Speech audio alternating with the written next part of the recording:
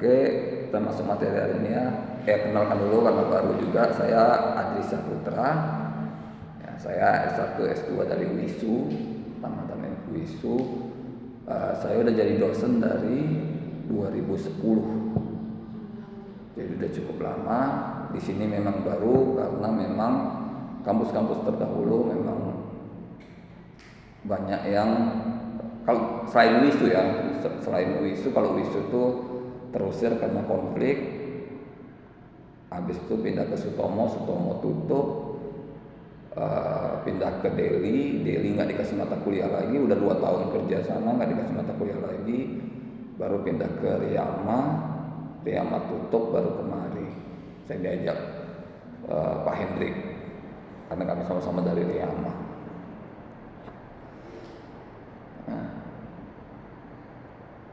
Kalau mau nanti catat aja nomor saya biar nanti saya share mata kuliahnya langsung ya kan. 0821 3645 belum.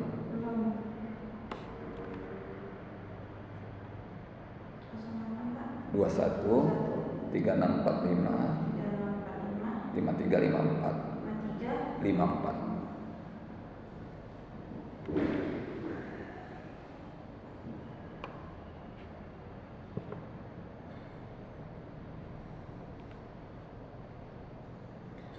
Kita masuk pada hari ini dengan materi mekanisme transaksi di pasar modal. Ya, saya melanjutkan karena kalau diulang dari awal sangat tidak mungkin karena nggak akan terkejar. Ini banyak, jadi saya ambil dari setelah meet aja. Tapi nanti saya kasih filenya dari awal biar kalian nggak buta juga di awal, bisa kalian baca-baca di rumah. Bagaimana mekanisme transaksi di pasar modal? Seseorang yang ingin bertransaksi di pasar modal sebelumnya harus terdaftar sebagai anggota di perusahaan efek, atau kalau di Indonesia ini di Jakarta tepatnya itu Bursa Efek Indonesia. Jadi kalau sebelum melakukan transaksi, kita sebagai orang yang ingin bertransaksi di pasar modal daftarkan dulu diri kita. Daftarnya itu bukan hanya sekedar daftar, kita harus menyebutkan semua harta kekayaan kita, bergerak tidak bergerak, uang cash ada berapa, benda bergerak yang bisa dijadikan cash, benda tidak bergerak yang bisa dijadikan cash dalam waktu dekat ada berapa, itu harus dirinci. Karena nanti pada saat masuk ke penawaran itu kan harus kita menyebutkan harga penawaran kita, ini harus disesuaikan. Makanya nanti dalam bursa penawaran itu ada satu yang sebagai penawar, ada satu yang kalau dibilang sebagai administrasinya atau pengawas. Ya itulah nanti dia mengingatkan. Misalnya dana yang kita miliki sudah terlewat, maka dia akan memberi kode stop. Maka kita harus stop. Berarti kadang kita kan kalau dalam suasana seperti tawar-menawar itu, dia nggak ingat lagi berapa harta kita. Kita nggak ingat lagi berapa harta kita yang bisa dijadikan sebagai modal. Main tawar aja, orang balas tawar, kita tawar lagi, balas, nggak tahunya terlewat. Maka di situ selalu ada orang yang pertama menginterview tentang harta kekayaan kita, itu nanti mengingatkan, mengasih kode stop. Berarti kalau udah disuruh stop, berarti nilai harta yang bisa digunakan untuk pembayaran itu sudah hampir mencapai limitnya. Dia bukan melewati, tapi kalau udah tinggal 10 juta lagi atau 20 juta lagi, itu udah di stopnya. Stop, berarti udah nggak bisa lagi. Perdagangan efek itu selalu dilakukan di bursa efek, ya. Itu selalu di bursa efek. Apapun yang saham yang ingin kita miliki, kita beli, kita datang ke bursa efek, kita ikuti lelangnya yang kita inginkan. Lihat, ya, kalau kita ingin maju misalnya, ingin mendapatkan keuntungan yang besar, maka cari saham yang harganya kecil, tapi lihat prospeknya ke depan bagus tidak. Ya, kita juga analisis dengan faktor-faktor kerugiannya, turunnya nilai mata uang, apa segala macam, kita harus betul-betul paham. Makanya orang yang main di bursa efek ini harus betul-betul paham kondisi keuangan, ekonomi Indonesia. Ya, misalnya kita invest ke batu bara, ya, batu bara di kota X untuk misalnya 5 tahun yang akan datang. Lihat, ini kondisi ini akan ada kemungkinan konflik enggak di dalamnya. Ya, karena kalau yang kayak gitu biasanya ada konflik dengan masyarakat, dengan warga setempat, itu pasti ada, wajib ada. Ya, jadi kalau memang karena dalam penjualan efek ini dia tidak tiba-tiba, tapi diumumkan dulu pada tanggal sekian akan dijual saham PT ini dengan ini. Jadi sebelum di hariannya kita cek dulu perusahaannya, ya, bagus enggak prospeknya untuk 5 tahun, 10 tahun, 50 tahun yang akan datang. Ya, tapi kalau rawan konflik dan ternyata kayak misalnya di Jawa Barat, ya, kalau kita lihat video-video Kang Deddy Mulyadi yang banyak dibangun di atas tanah aliran sungai, itu jangan. Satu saat nanti ada gubernur seperti Kang Deddy digusur, selesai kita. Karena kalau dalam saham ini kita tidak hanya menanggung keuntungan tapi kerugian. Ya, kita beli lembar saham 50 lembar, ya, keuntungan perusahaan berapa? Setahun misalnya keuntungan perusahaan 10%, kita dapat bagian 10%, 50 lembar ini dari 10%, bukan dari keseluruhan keuntungan. Jadi kan dibagi lagi. Jadi 50 lembar ini berapa persen dari total keseluruhan? Misalnya 1%, maka kita dapat 1% dari 10% itu. Nah, jadi dari 10% itu misalnya 1 miliar, maka kita dapat 1%-nya. Bukan 1% di apanya itu, di 10%, tapi dijadikan uang dulu. Uangnya berapa? 1 miliar. 1%-nya itulah keuntungan kita, dikasih ke kita. Dalam arti nanti terjadi kerugian, misalnya kerugian 1M, itu dia ditagih ke kita. Ya, kita juga harus menanggung kerugiannya. Jadi jangan mau untung aja. Kalau mau untung aja jadi reksadana, bukan jangan di saham. Karena kalau di reksadana dia lebih main safe. Beli saham. Bukan berarti kita menanam saham. Iya, memang mau beli saham, tapi kita nanti dapatnya sertifikat. Di aplikasi bank itu selalu ada tuh. Ya, kalau pakai aplikasi bank itu ada tuh beli saham. 1 lembar sekian. Jadi nanti kita transaksikan di HP kita beli misalnya 10 lembar.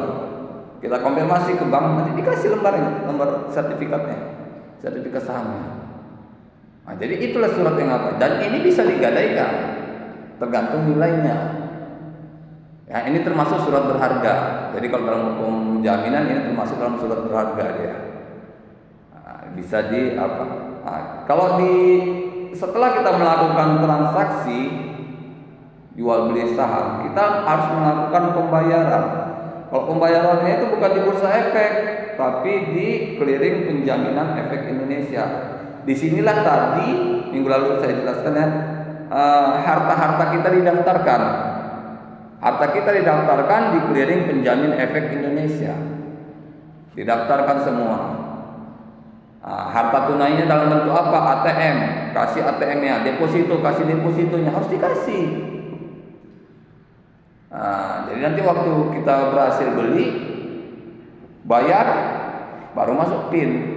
Bukan kita hanya ngasih dulu, bukan nggak ngasih PIN. nanti bayar baru masih PIN, nanti setelah selesai dikembalikan. Nah, setelah selesai hari bursa pada hari itu ternyata kita nggak melakukan pembelian, itu dibalikan lagi. Nah, jadi itu ditahan saat kita masuk ruangan penjualan efek. Nah, jadi nanti dia harta kita untuk sementara saat kita di ruangan itu ditahan di Klinik Penjamin Efek Indonesia dan Kustodian Sentral Efek Indonesia. Ya. Dan sistem perdagangan di sini tanpa warkat.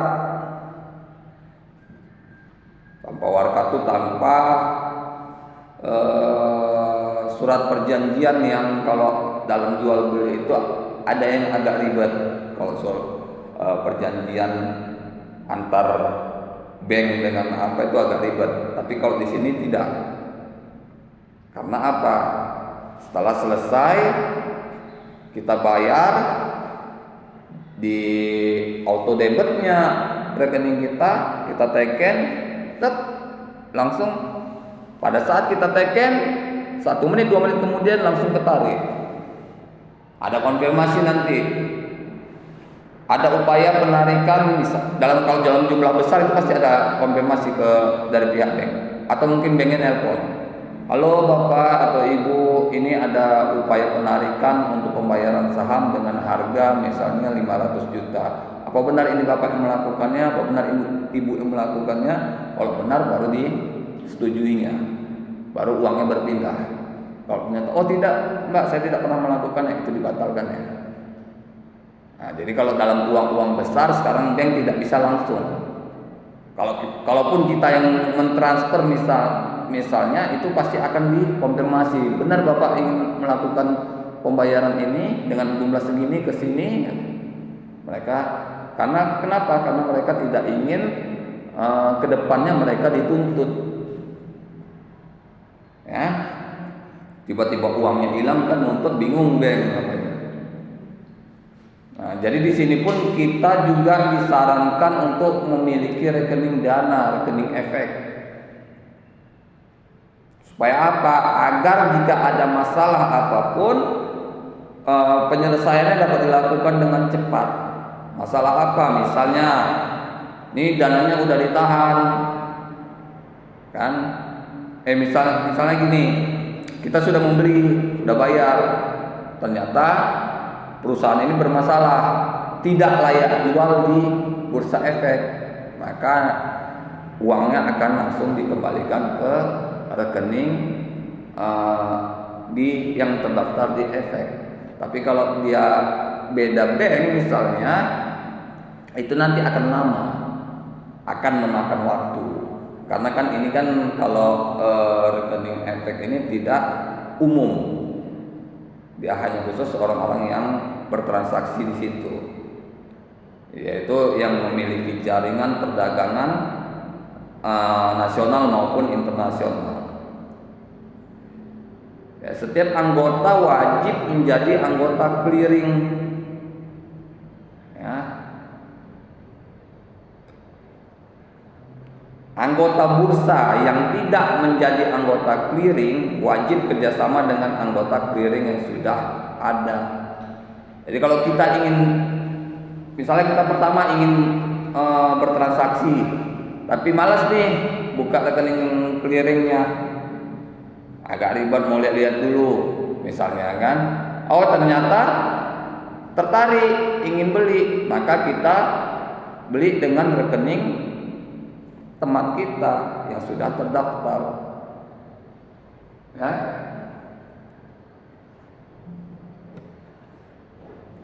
Kalau perdagangan efek dengan antar sesama anggota ini bisa dilakukan tawar menawar. Ya, tawar menawar bisa naik, bisa turun. Itu kalau tawar menawar. Kalau dia dengan bursa efek kan hanya tawaran. Kita hanya menawar. Kita nggak bisa menawar, kan naik terus, naik. Mana pernah ada efek turun? Nggak pernah. Itu bedanya. Jadi kalau tawar menawar antar sesama anggota efek ini biasanya terjadi sampai ketemu harga. Jadi kalau misalnya sudah mandek kali tidak ketemu harga, misalnya harganya di 5 dan 7, maka ambil di 6. Dia harus diambil di tengah-tengah. Jadi kalau tengah-tengah ini artinya tidak merugikan penjual dan tidak merugikan pembeli. Tidak menguntungkan penjual dan tidak menguntungkan pembeli. Kalau rugi sama-sama rugi, kalau untung sama-sama untung. Nah, jadi harus dia diambil di harga tengahnya.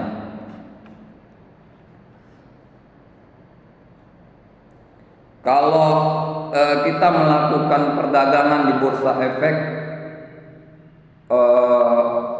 yang secara langsung, bursa efek Jakarta misalnya, itu biasanya kita sebagai pembeli tidak pernah bertemu dengan penjual.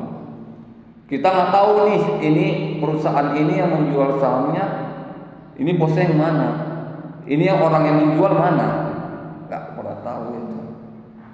Ya, kita dapat, bahkan kita kalau udah dapat pun kadang tidak pernah mau mencari tahu. Ya udah, kita udah punya, ya kita simpan. Makanya terkadang ya seperti itu, tidak ada interaksi antara pembeli dan penjual.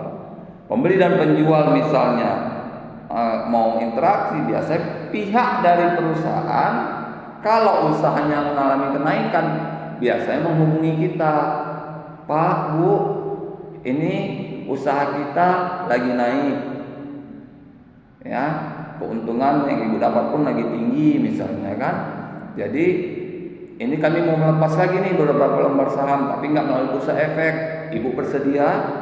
Ditanya. Kalau bersedia silakan datang ke kantor kami untuk menandatangani perjanjiannya. Nah, itu baru biasanya di situ dia baru ketemu. Kalau enggak, sampai kapanpun, sampai selesai pun perjanjiannya nggak akan ketemu. Bahkan kita nggak tahu perusahaannya kalau kita memang bangsa tidak peduli. Kan, tapi kalau kita ingin investasi yang panjang, maka investasi yang walaupun kita tidak peduli tapi tidak terlalu merugikan kita. Jadi investasi yang tidak merugikan itu kampus atau universitas dan rumah sakit. Jadi kalau mau beli saham, kalau dia judulnya udah universitas, lihat universitasnya juga udah berapa tahun. Kalau masih baru-baru jangan dulu. Tapi kalau udah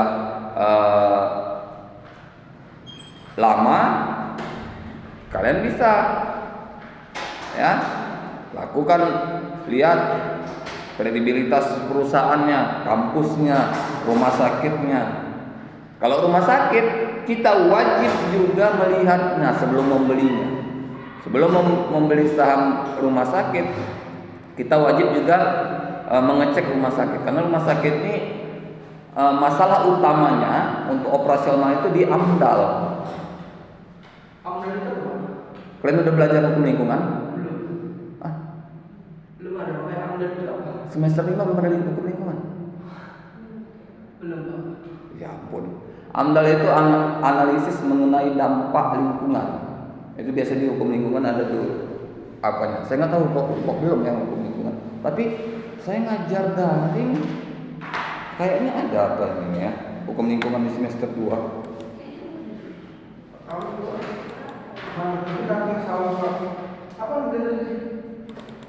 Coba semester 3 ya cari ya. Apa tadi Anda, Pak?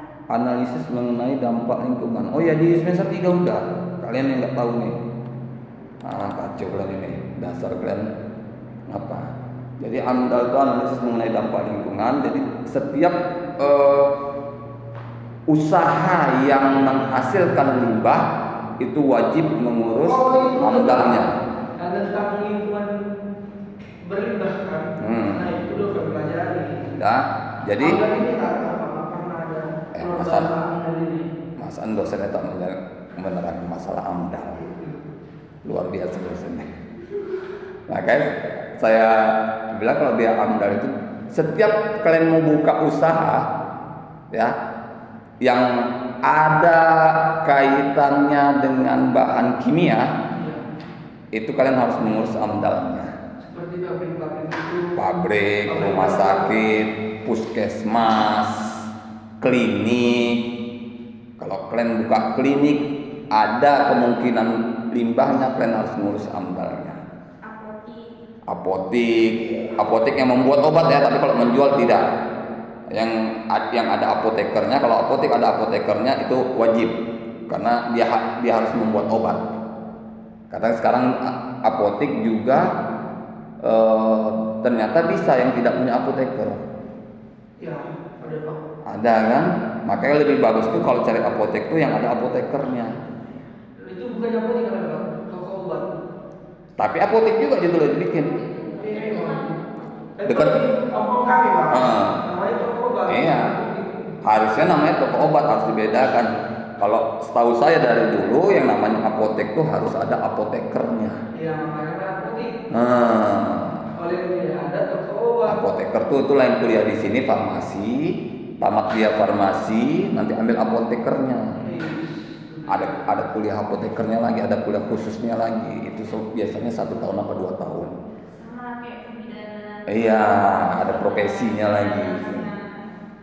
Jadi amdal ini nanti ditelitilah, nanti datang nih orang dinas lingkungan meneliti. Ini misalnya perusahaan atau rumah sakit ini kemungkinan 1 hari bisa menghasilkan limbah berapa banyak. Ditanya, ngolahnya kayak mana ini kalian? Ingat, limbah kimia itu tidak bisa dibuang ke tanah. Kalau dibuang ke tanah, tanaman mati. Dibuang ke air, ikan mati, kehidupan laut mati. Nggak bisa. Jadi itu diopain? Harus diolah sampai menjadi air putih. Sama seperti plastik ya? Sama seperti darah yang pernah saya bahas. Darah, kalau kita donor darah, makanya kalau kita donor darah gratis, tapi kalau kita mau minta darah itu bayar. Ya, kenapa? Saya sudah pelajari. Jangan kita salahkan PMI-nya. Itu luar biasa. Mulai dari donor darah yang diambil kita, nanti masuk kantong itu dikasih 1 vitamin untuk menjaga kekentalan darah. Baru dimasukkan ke kulkas. Di mobil ada kulkasnya. Sampai sana pun dimasuk di PMI ada ruang khususnya. Ruang khususnya dalam bentuk kulkas atau freezer gitu untuk menjaga kekentalan darah. Jadi dia nggak boleh beku, nggak boleh encer. Dan darah itu kulkas tidak boleh mati, walaupun mati lampu listrik nggak boleh mati. Sama sekali nggak boleh mati sedikit, sebentar pun nggak boleh mati. Berarti betapa dinginnya daripada dibikin. Iya, sesuai dengan suhu tubuh kita lah dibikin. Dan darah itu setahun itu wajib buang. Gak bisa disimpan lama-lama. Bedakan. Ini kalian nggak pernah donor. Coba donor. Kalian akan badannya lebih segar. Iya. Tapi kan sakit Pak, dari sini dia. Tidak. Dari sini kan dia sakit. Tidak. Saya pikir pertama sakit, tapi setelah saya ikut tidak. Karena ini nanti dibuatnya kebas dulu, bukan langsung ditusuknya. Berarti pakai bius dulu ya? Enggak. Apa perbedaannya Pak? Ini diikatnya, ini kebas. Kebas berarti mati rasa. Jadi saat ditusuk nggak terasa apa-apa. Badan lebih segar. Kalau beda itu badan lebih segar. Pikiran lebih enak, pandangan lebih cerah. Kalau laki-laki wajib donor, saya bilang. Kenapa? Kalau perempuan dia ada masa buang darah. Laki-laki kapan pengen masa buang darah? Perempuan ada. Setiap bulan ada mereka. Laki-laki tak ada. Ya kan? Kerja jantung itu bukan memompakan darah aja, tapi memproduksi darah baru. Kalau darah nggak kalian keluarin, kayak mana dia mau kerja, mau produksinya? Berarti udah berapa tahun umurmu, nggak pernah dirimu donor darah, berarti sebanyak tahun itu juga lah kinerja jantungmu tidak maksimal karena tidak bisa memproduksi darah baru. Kecuali dirimu jatuh, luka berdarah, itu pasti bekerja dia. Pokoknya kalau mengeluarkan darah dia pasti bekerja. Nah, jadi balik lagi ke AMDAL ini. Jadi AMDAL ini dia harus limbah rumah sakit atau limbah perusahaan ini pengolahannya gimana, buangnya kemana, dan buangnya dalam bentuk apa, itu harus dijelaskan. Karena kalau tidak, kita bisa menanggung kerugian juga. Kalau misalnya dituntut negara, kita kena juga. Berarti Pak kayak yang perusahaan di wilayah Tapanuli Tengah, Aceh itu kan kayak kemarin tuh banjir kan, banyak tuh pohon-pohon yang harus kan mengelola pohon-pohonan gitu loh Pak, penebangan secara- Itulah, itu kan pertama dibilang dari hutan Tapanuli, ya kan? Tapi ternyata di kayunya tuh udah ada kodenya, Iya, iya ada. dan bukan dari Tapanuli ternyata. Dan coba Belum tahu, belum lagi diteliti dinas lingkungan, belum tahu ini dari mana kayu ini asalnya. Tapi kenapa Pak sampai sekarang tidak buka-bukaan? Sebenarnya itu udah tahu Pak, cuma itulah. Itu kan perusahaan dari luar negerinya itu Pak. Iya, cuman dia bekerja di sini di bawah naungan mana? Iya. Itu harus ada yang bertanggung jawab. Karena kalau AMDAL ini sudah AMDAL ini harus kita revisi setiap tahun. Jadi petugas dari dinas lingkungan pasti akan datang setiap tahunnya. Setahun sekali itu wajib datang. Berarti perusahaan itu harus ada AMDAL-nya ya Pak ya? Kayak Iya.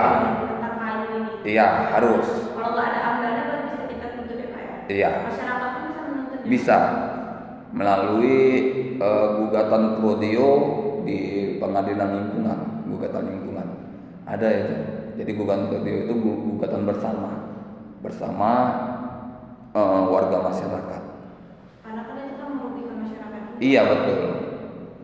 Makanya kalaupun memang boleh melakukan penebangan hutan, tapi syarat di lingkungan di Kementerian Lingkungan Hidup itu ada itu syarat-syarat yang sangat ketat. Misalnya dalam 1 kubik yang boleh ditebang itu misalnya 10 pohon, dan harus langsung ditanam dengan pohon yang baru.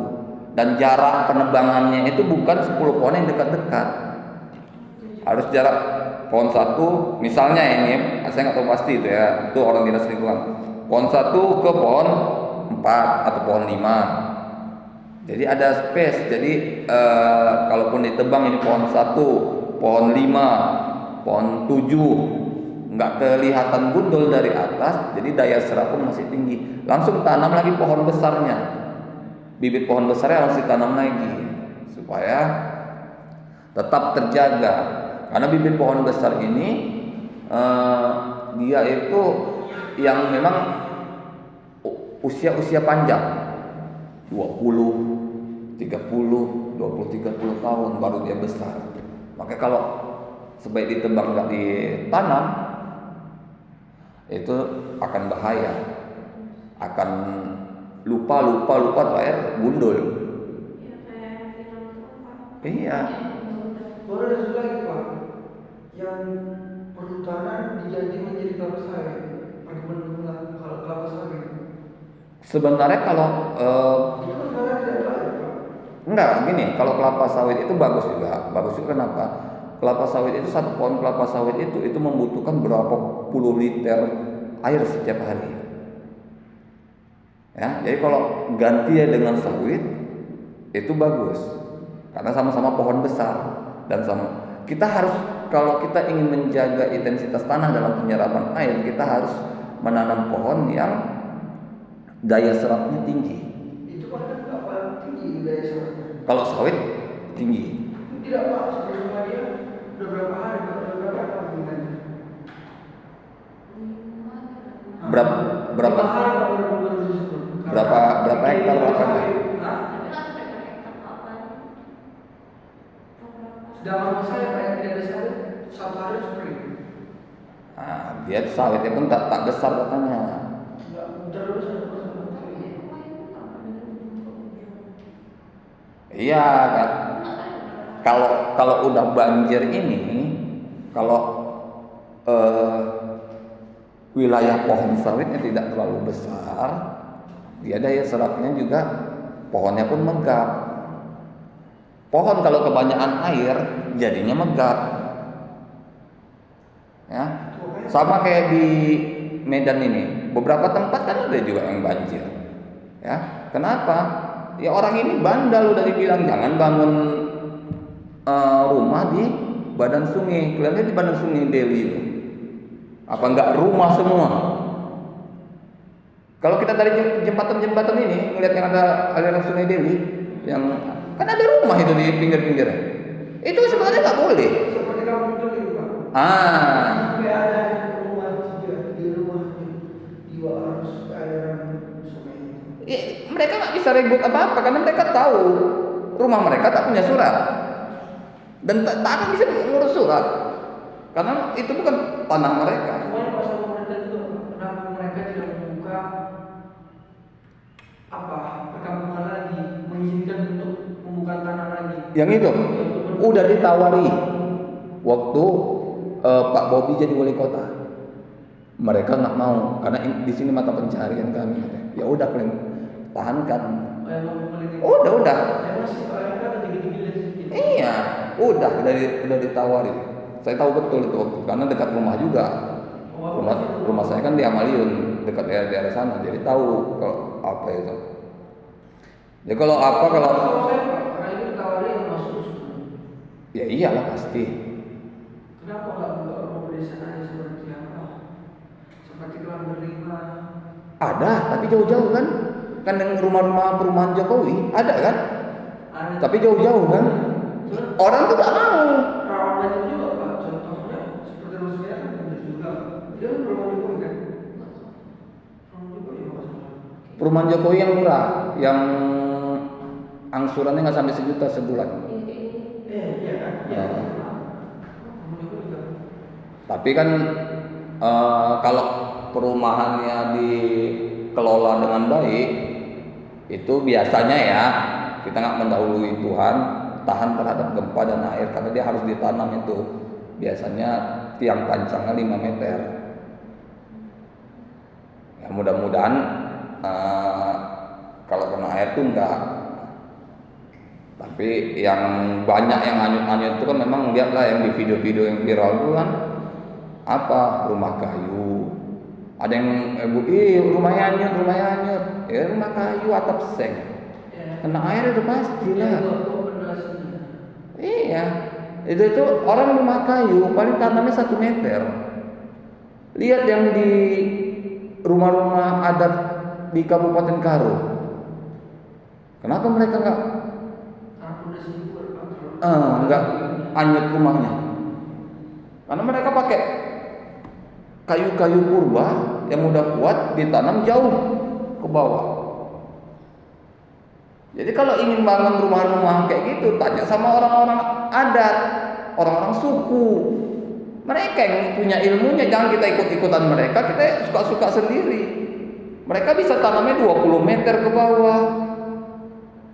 Ya 15 meter, 20 meter. Karena ini kalau enggak benar pun jadinya masalahnya apa? Lihat sekarang banyak banjir di mana-mana. Ya sampai terputus jalan, turun Pak Prabowo baru terbuka jalan. Ya, berapa tuh hari Kamis atau hari Rabu yang Pak Prabowo turun kan? Udah kan ke Sumatera pun udah kan? Sumatera udah. Ke Tapanuli ke mana kan? Terakhir ke Aceh. Terakhir dia. Yang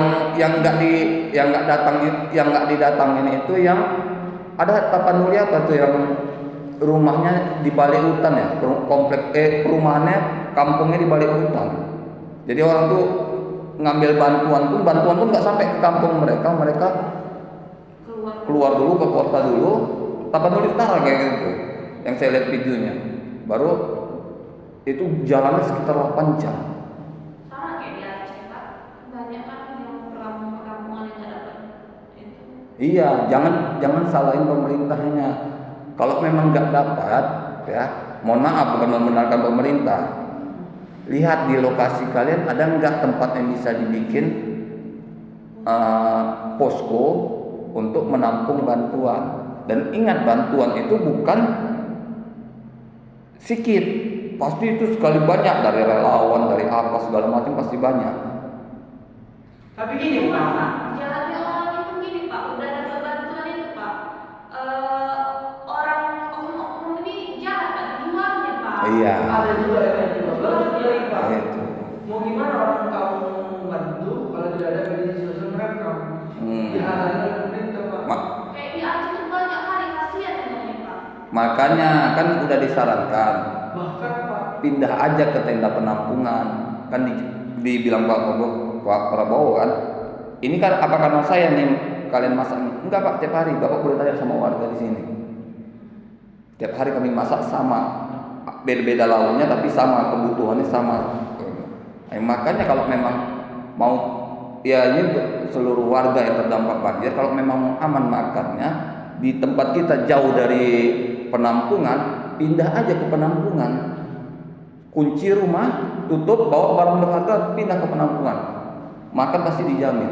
Penampungan yang dibuat negara yang ada TNI, ada polisinya. Tinggal di situ.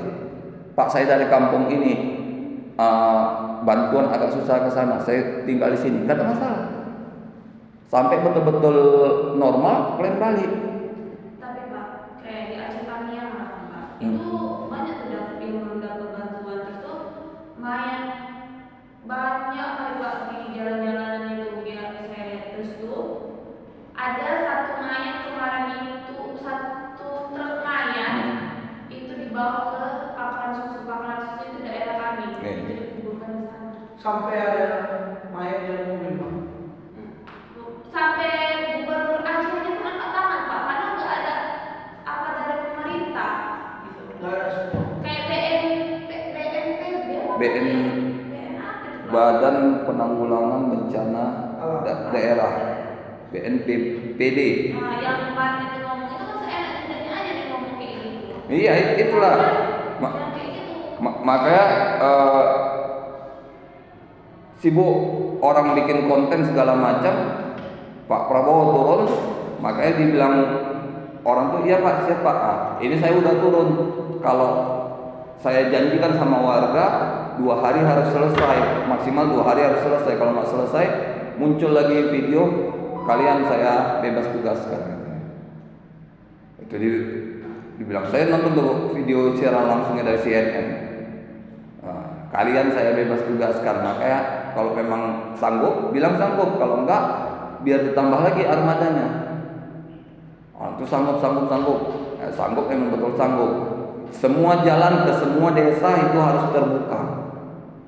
Ya, pakai armada polisi, pakai armada tentara. Yang serem itu Pak, yang di mobil, di mana mobil itu? Kayak deket kami gitu kan Pak, kemarin itu banjir Pak. Perahu itu tuh nggak ada Pak, gitu. Dan apa dari Basarnas itu nggak ada ke kampung kami. Padahal kampung kami nggak ada dalam kami Pak. Kalau orang itu ke Aceh itu naik ke jalan kampung kami, nggak ada Pak. Bahkan dekat Tanjung Pura itu, kalau enggak dicaci maki sama mama-mama itu, Basarnas itu nggak mau ngasih perahu itu kemarin itu. Terus tuh kayak pemerintah dekat kami lah, itu berapa benteng yang jebol sampai sekarang nggak ada ini. Jadi gimana air itu surut kalau misalnya hujan terus, kan mungkin naik udah Ya makanya dalam proses penanggulangan ini, saya lihat waktu video-video itu juga nggak ada itu tim SAR. iya memang Pak, Nggak ada. Makanya bahkan kemarin itu Pak, waktu kejadian banjir, saya kan udah kan dia di kampung,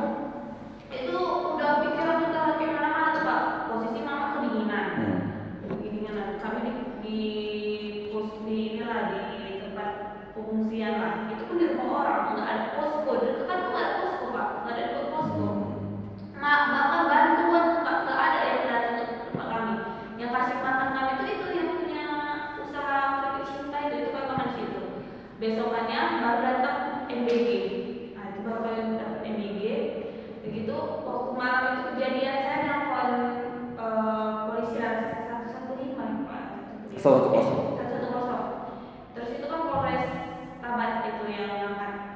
Terus itu dia bilang gini, ada nggak kepala desanya atau kadusnya itu yang lapor ke Polsek Gebang? Saya jawab, Pak, gimana mau Polsek Gebang itu turun ke sini sedangkan Polsek Gebang itu aja tenggelam? Dia bilang kayak gitu. Iya. Saya bilang kayak gitu. Ini kalian ini Pak, mohon maaf ya Pak, dia bilang. Ini nggak ada bantuan satupun datang ke tempat kami. Dia bilang kayak gitu. Di sini banyak orang-orang tua, anak-anak. Saya bilang kayak gitu. Dan nggak ada turun Pak. Sampai saya pun ngomong sama kalau saya di Polda minta tolong bentak bantuan langsung datang ke sini. Nggak ada Pak. Sampai saya telepon Pak Rian udah ngomong kawan, nggak ada yang datang ke kami. Ada buat mobil Basarnas lewat aja Pak, lewat. Itulah yang bencana kali ini memang nggak ngerti juga peran Basarnas tuh kok nggak nampak gitu kan kemana. Kronologi ya. Iya. Ya. Salah nama juga, salah seperti di sini Pak. Di sini Eka, pokoknya dari itu Pak, nggak ada tuh. Kita nggak bisa salahkan juga kalau TNI, Polri itu kan jelas PNS, gaji negara, Basarnas tidak. Cuman kan terlalu baru lah datang polisi. Sama kayak damkar, tapi damkar kan kerjaannya kan nggak terlalu, kalau ada kebakaran apa makanya cepat orang koligat. Kalau ini kan orangnya serba salah juga. Nanti armada orangnya nggak banyak karena bukan pegawai itu nggak banyak. Yang pimpinannya pegawai, yang petugas lapangannya tak ada kan. Cuma sedikit karena nggak ada gaji tetap itu, cuman honor lah dibilang kan. Nanti dikirim ke sini, di sini marah, di sini marah. Jadi orang tuh ya udah terima caci maki aja, sama sekali tak apa, jadi serba salah. Makanya dia pun sudah melapor ke gubernur, termasuk gubernur Aceh. Kan gubernur Aceh udah bilang juga, Basarnas juga minta maaf dan angkat tangan karena terlalu banyak titik lokasi dan pasukan mereka tidak mencukupi, jauh daripada mencukupi katanya. Jadi kita sudah minta tolong kepada armada yang lebih banyak, TNI, Polri, Satpol PP untuk bergerak semua. Satpol PP kan jelas di bawah gubernur, di bawah gubernur ada Satpol PP, di bawah wali kota ada Satpol PP, itu bisa diberdayakan. Dan itu SK Satpol, sama kayak Satpol PP juga tidak PNS, kepala-kepalanya PNS. Berarti dia Honor. Pemadam kebakaran kepala-kepalanya PNS, petugasnya tidak. Sementara yang turun ke lapangan petugasnya. Berarti orang tuh kalau misalnya tuh nggak ada pensiun ya Pak? Enggak. Dapat pensiunan sekali aja. Sekali saat pensiun aja. Itu besar bisnis Pak ya? Kita besar. Enggak tahu saya berapa aturannya ya, entah 1 tahun gaji, entah 2 tahun gaji, nggak tahu lah berapa. Pokoknya ada orang itu, tapi nggak tahu besarnya, nggak bisa saya pastikan berapa besarnya. Itulah kalau yang pemadam kebakaran nih yang nolong kucing di atas pohon mereka datangi. Karena apa? Karena kan kebakaran itu tidak setiap hari, tidak setiap saat. Jadi mereka sangat, ini loh kami bisa kerja, ingin menunjukkan itu loh kami bisa kerja, apapun kalian silahkan. Bahkan ada kan yang viral itu dia main bola, nendang sepatu, sendalnya nyangkut, takut kena marah mamanya, dia pergi ke kantor pemadam, minta ambil sendalnya. Ada anak-anak itu videonya viral, Pak tolonglah Pak, sendal saya nyangkut, nanti kena marah mama kan. Main bola tadi, kenapa main bola sendalnya nyangkut, bukan bolanya yang nyangkut? Nggak tahu Pak, tadi terbang. Memang itu kita kalau yang tidak PNS kita nggak bisa nuntut banyak, kecuali kalau yang PNS karena mereka digaji negara. Ya, kalau yang PNS misalnya polisi misalnya ya, ada bencana nggak turun sama sekali, itu bisa kita salahkan. Tapi nggak bisa kita salahkan juga misalnya kayak yang kamu bilang polseknya dia udah tenggelam. Ya berarti polisi udah diungsikan. Kayak mana dia mau nolong warga sekitar? Polisi mungkin udah di Polda, diungsikan ke Polda. Dari Polda ke tempat ke polseknya mungkin bisa 2 jam 3 jam untuk menyusun lagi. Jadi serba salah kalau memang yang mohon maaf kalau yang tempatnya memang betul-betul terisolir itu memang agak lama tunggu surut biasanya. Makanya yang penjarahan itu nggak disalahkan. Kan udah dibilang penjarahan biarkan saja, nanti negara melalui daerah ganti kerugian pedagang, biarkan. Karena nanti kalau tidak dilakukan, mereka tidak melakukan penjarahan, mereka bisa mati kelaparan, kita yang disalahkan. Kenapa? Makanya dibiarkan, nggak ada yang ngejar, nggak ada yang ngapa, nggak ada yang memviralkan penjarahan.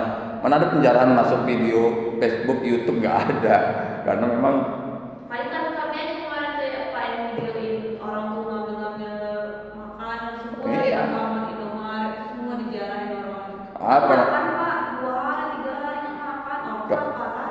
kalau Indomaret kan jelas barangnya berapa nilainya, nanti tinggal diganti. Misalnya barangnya nilai 200 juta, ya udah daerah tinggal ganti 200 juta barang yang habis. Ya. Cuman itu kalau memang terjadi penjarahan nih untuk semua juga ya, jangan merusak. Kalian ambil aja mana yang kalian ambil. Kadang kan ini masyarakat salah juga. Kaca dipecahin untuk apa? Kita bukan lagi perang, kita bukan lagi serangan zombie atau apa. Ngapain dihancurkan? Orang pintu pun tak dikunci. Ya kan pintunya dikunci. Untuk kami kemarin tuh 2 hari kan nggak makan, jadi terpaksa lah masyarakat dipenjarain Alfamart atau ini. Iya. Tapi ada ini sama polisi juga, saya udah ambil lah. Iya, memang kan udah instruksi dari atas. Nanti diganti. Udah dibilang presiden, kalau minimarket, toko kelontong dijarah, biarkan. Nanti ganti. Karena kemungkinan bantuan makanan itu tidak sampai ke sana. Nah, yang dekat mungkin minimarket, silahkan. Tapi ingatkan jangan sampai merusak. Karena pemerintahnya mengganti barangnya. Nah, ini ada juga di daerah yang kacanya dipecahin. Oh, enggak dikunci loh pintunya. Kok dipecahin untuk apa? Mungkin ada yang dikunci loh Pak. Enggak ada, udah dibuka polisi semua. Polisi yang buka. Tak ada yang apa. Mau perasaan sosok hebat aja. Jangan. Ada yang kecil-kecil itu, pecahan-pecahan. Ada di Facebook, saya lihat ada video Facebook. Di kami ada juga. Iya, ada yang tertib. Itu saya bilang ada juga. Jangan sampai kita udah dikasih, kita membuat masalah. Jadi kan Pak, kan begitu selalu. Iya. Saat aku Bapak arah sampai jalan tol lebih tinggi. Jalan tol itu baru bisa dapat bahwasanya perumahan yang bawah itu banyak semua air. Jadi nggak mau itu masuk penjara. Itu pun nakal-nakal itu biasa jalan tol. Iya. Iya, Pak, sampai. Kalau di sini sebenarnya, kalau misalnya ya maaf ya, nggak minta juga. Kalau misalnya di sini kayak kebanjir gitu, disuruh ambil berapa banyak sini kan Alfamart banyak, ada Irian, ada apa, itu kan dibuka. Yang dari bencana orang saya lihat itu memang dibuka. Kadang ada satu petugas tuh datang, dia cuma subuh ngebuka, habis itu dia pulang. Udah bahkan sengaja dia pintunya dibuka supaya nampak terbuka. Pintunya dibuka, jadi nggak perlu digedor. Udah dibuka pintu kaca itu, dibuka, AC udah dimatikan, pintunya dibuka. Ini terbuka loh, kok kalian pecahkan.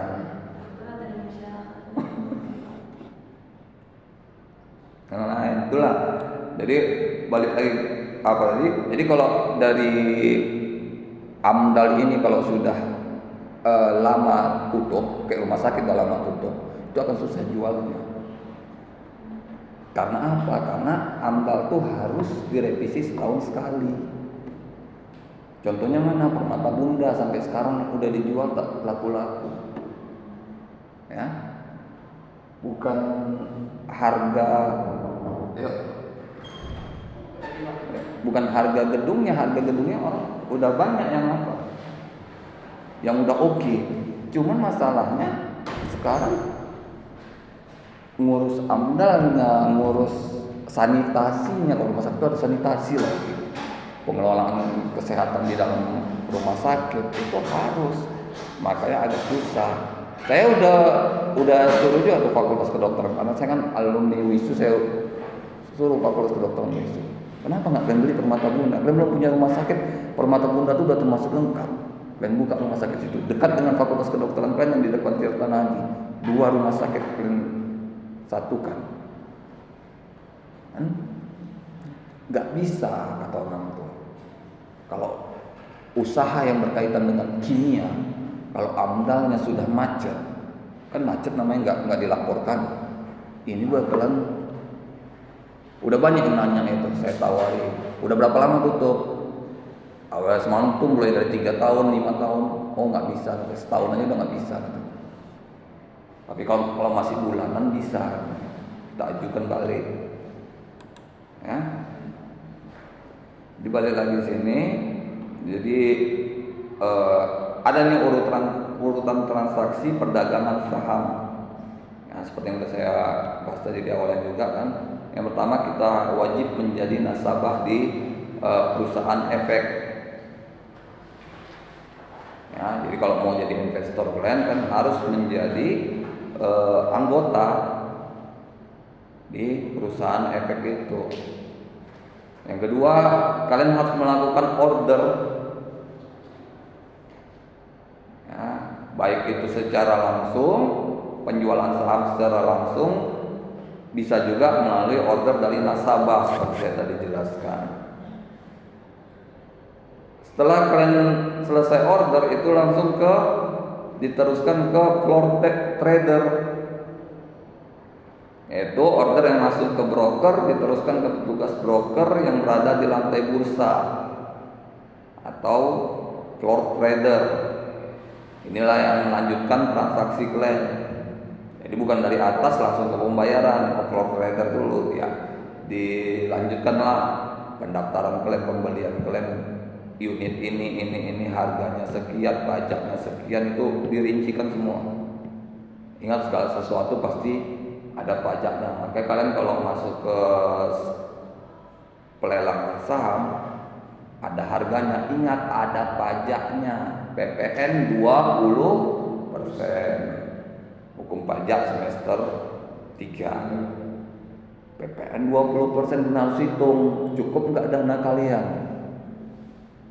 Ya. Oh harganya sekian, masih cukup. Uangku kan, misalnya uangku kan 1,5 M, harganya 1M 400, masih cukup. 1M1 tambah ini lagi pajak PPN 20%, berarti 1M1 berarti 1/4 140, 280 juta lagi tambahannya. Di luar kalian pajaknya harganya 1,4, misalnya 1,4 M, PPN-nya bisa 280 juta. Di mana kalian bayarnya? Makanya kalau yang masuk ke trader itu harus betul-betul pintar. Bukan yang punya modal, bukan hanya punya modal itu wajib ya kan, tapi juga harus pintar.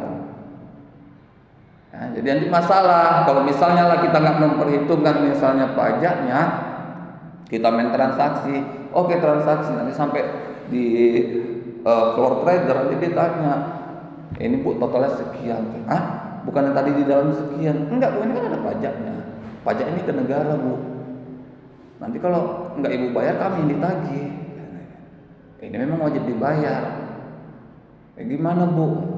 Oh uang saya nggak cukup, maka di situ batal, di situ bisa jadi batal.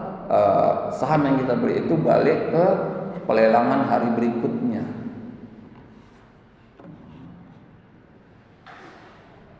Yang keempat, ada masuk ke order ke JATS.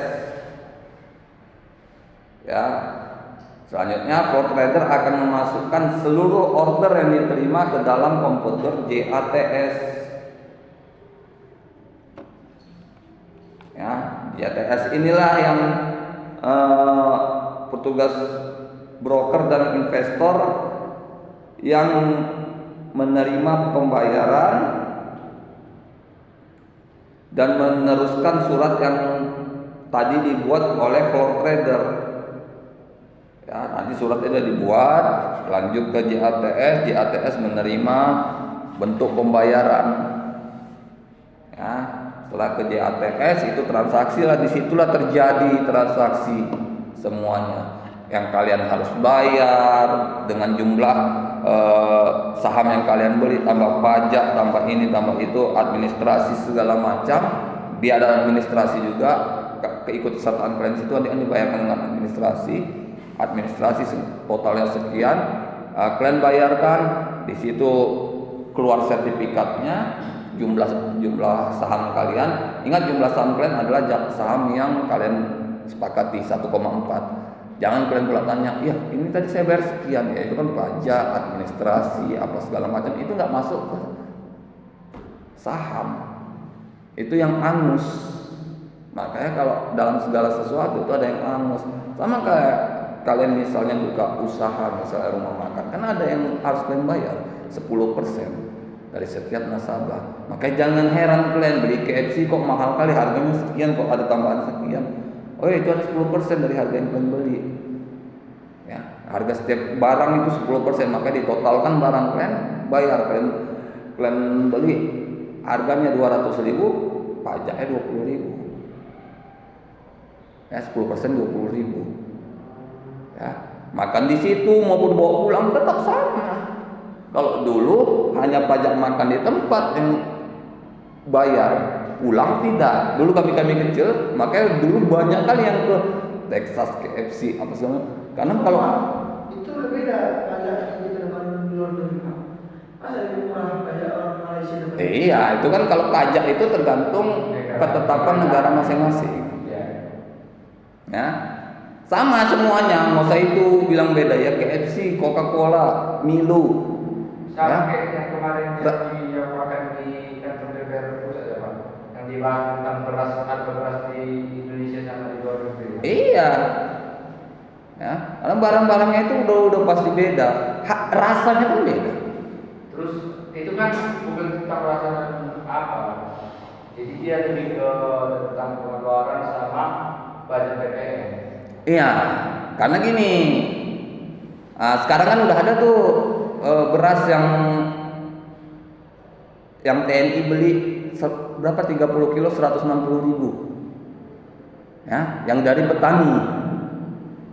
Makanya kan pertemuan sebelumnya udah saya bilang juga, Indonesia sudah men-stop impor beras. Thailand yang menjerit karena selama ini ngambilnya dari Thailand dan India. Mereka menjerit, ini udah kami siapkan loh untuk dikirim ke Indonesia, kok tiba-tiba membatalkan? Kami nggak ada melakukan permintaan, katanya. Nggak salah juga Indonesia nggak ada melakukan permintaan. Kalau pemerintahan sebelumnya biasanya membeli, kami sekarang tidak. Makanya sekarang kan Pak Prabowo membuka lahan pertanian. Supaya apa? Supaya bisa masing-masing. Yang Kades Hoho itu yang luar biasa. Ya, kadesnya dia, cocoknya gubernur saya bilang. Yang kades bertato itu Kades Hoho kan, lahan pertanian yang besar yang minta ampun, yang dikelola dia sama warga. Sapinya ada, ayam petelurnya ada. Karena dia memang rela orangnya Pak. Iya. Relanya nggak dimakan, wong kantongnya jalannya mulus. Bayangkan jalan desa bisa beraspal 15 cm. Ya, bisa mulus, lebih mulus daripada jalan. Tapi memang luar. kalau jujur-jujuran dia Pak yang kemarin di podcast itu dia kan diungkapkannya, kalau memang betulan uang dana desa dipakai semua Nggak cukup. bukan nggak cukup Pak, cukup, tapi hasilnya pun luar biasa, tapi jarang yang digunakan masyarakat ataupun pemerintah, biasanya udah setengahnya. Gitu dia. Iya, makanya sebaik dana itu turun, dia pertama beli lahan sawah pertanian, dia beli lahan untuk kandang, buat kandang ternak ayam petelur. Karena itu kan modal hidup manusia itu ya, yang penting ada apa? Beras, sawah, telur. Udah bisa makan kalau orang Indonesia. Ya kan? Nasi dan telur udah bisa makan. Mau bertambah rasa, tambah garam. Kalau kami dulu kayak gitu kecil-kecil, diceplok telur, nggak berasa, tambah garam di nasi, taruh garam. Kalau dulu belum terlalu populer kecap, kalau sekarang udah populer ya kan, dulu belum terlalu. Kayak tahun 90-an lah. Oh itu udah sering. Kami seperti itu, makanya harusnya seperti itu. Yang kalau di Medan ini yang bisa ya yang desa-desa. Karena nggak mungkin yang kota-kota bikin peternakan ayam, sapi, nggak mungkin. Polusinya kemana nanti? Tapi kalau yang di desa-desa, kalian yang dari desa, oh itu kalian kalau punya dana, buat aja. Nggak bisa beli sawah, buat ternak ayam. Ya, kandang ayam sih murah-murah, yang model galvanis, yang model kandang baterai dibilang murah. Ya, kalian buat investasi, kalian jual ke warga aja, nggak usah tinggi-tinggi, jual harga rendah aja. Kalau begitu di sistem apa, harganya pun bisa terjangkau masyarakat. Iya, misalnya di luar harga 2.000 satu butir, 1.500 gitu juga. 1.000 aja kalau udah 1.500. Ya. Ayam itu cuman kita perlu suplemen, kalau dia belum bertelur kita suplemen. Kalau udah bertelur, udah stop, kasihnya makan biasa aja. Karena kan hitungannya gini ya Pak. Saya sebagai toke telur. Jadi dana pembeli, dibelinya dari aku 1.100. Tapi dia jualnya udah pasti di atas 1.500. Iya. Jadi kalau langsung masyarakat yang beli dari aku kan lebih terjangkau. Iya memang iya. Itu Dia makanya. hanya sama aku sama jual di luar. Kalau misalnya dalam desa misalnya, ya minimal desanya kalau nggak bisa beli makanan di luar nggak kelaparan karena ada padi, ada telur, Ya. ya kan? Ini ada juga apanya, bagannya nanti saya kasih aja nih bahannya.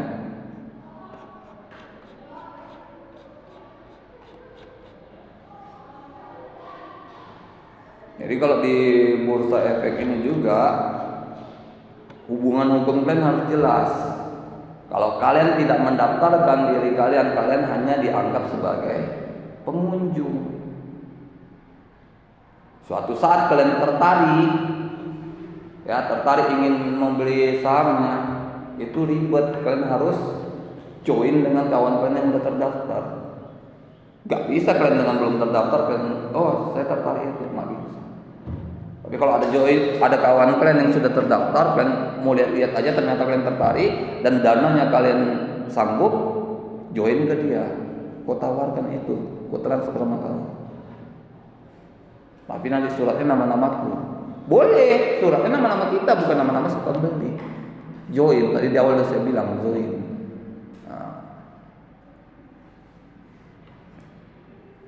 Jadi kalaupun transaksinya gagal seperti yang saya bilang tadi, uang balik ke rekening. Tadi kan udah saya bilang harus buka rekening. Para anggotanya harus punya rekening. Jadi kalau gagal, uangnya balik ke rekening bursa efeknya. Rekening bursa efek ini sama dengan rekening bank biasa, tapi hanya khusus untuk anggota bursa efek. Karena di situ transaksinya lebih cepat. Orang tuh mau debit tarik. Oke, karena kan petugas banknya ada di situ juga, nggak perlu konfirmasi ke bank-bank mana.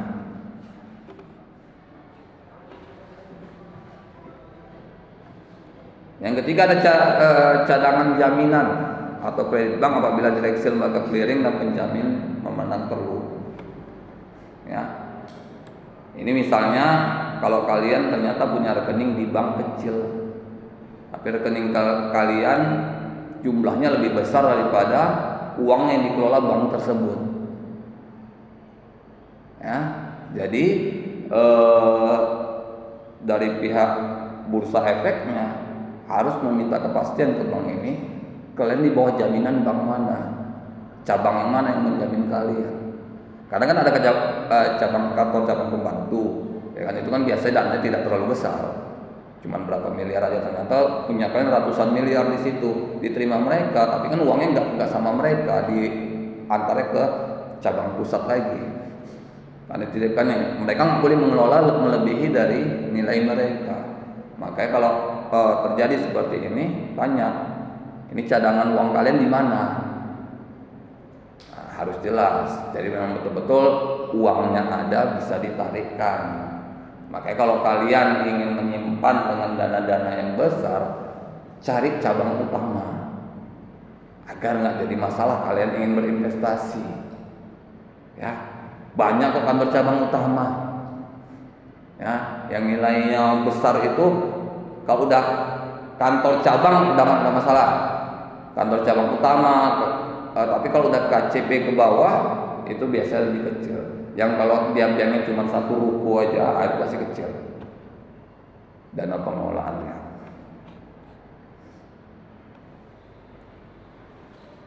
Oke, sampai sinilah dulu pertemuan kita ini untuk pasar modal. Kita kembali di mata kuliah kedua, di negosiasi. Assalamualaikum warahmatullahi wabarakatuh.